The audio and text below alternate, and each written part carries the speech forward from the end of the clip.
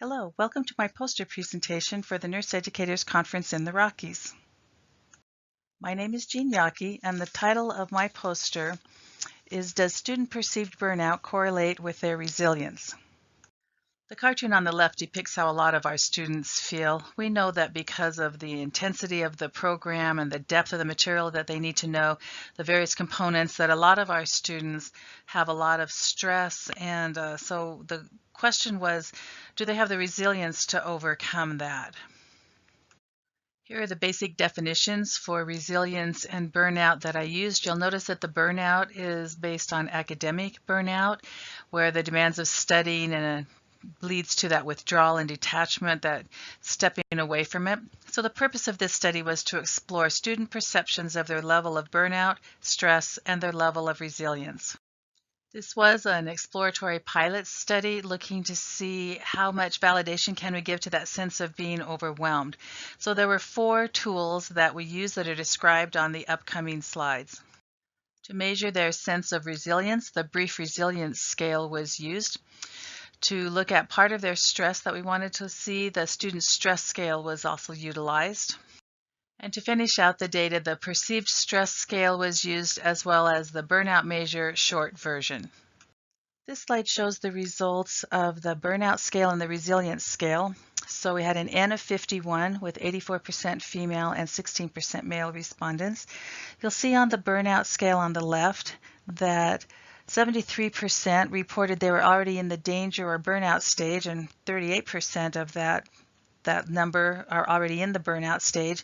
And yet if you look at the resilience side, more than 81% are in the normal resilient, or if we look at their adaptability and bouncing back, 97% are in the intermediate or higher resilience level. So despite being high on a burnout scale, they tested out as showing a fairly good amount of resilience.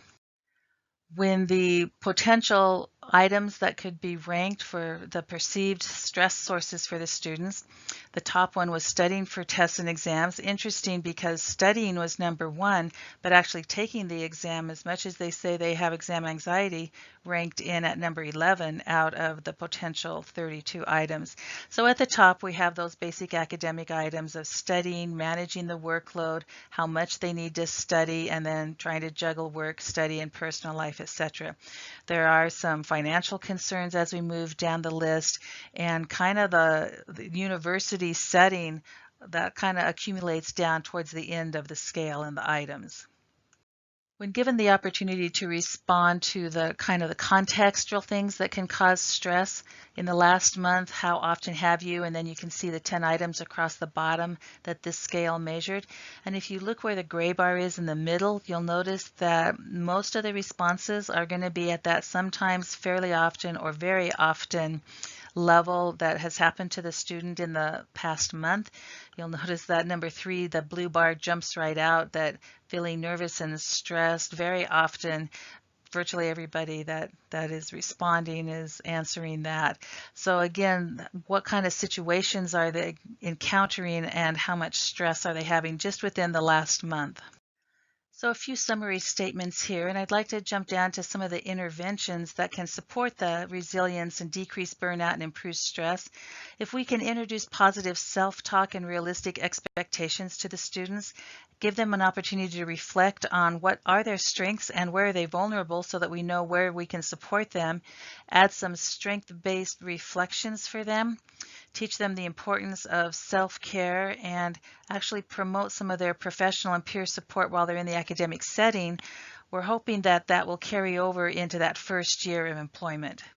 So thank you for this opportunity to share this pilot research that I did. As we move forward, feel free to contact me if you'd like any additional information or have any comments. Thank you.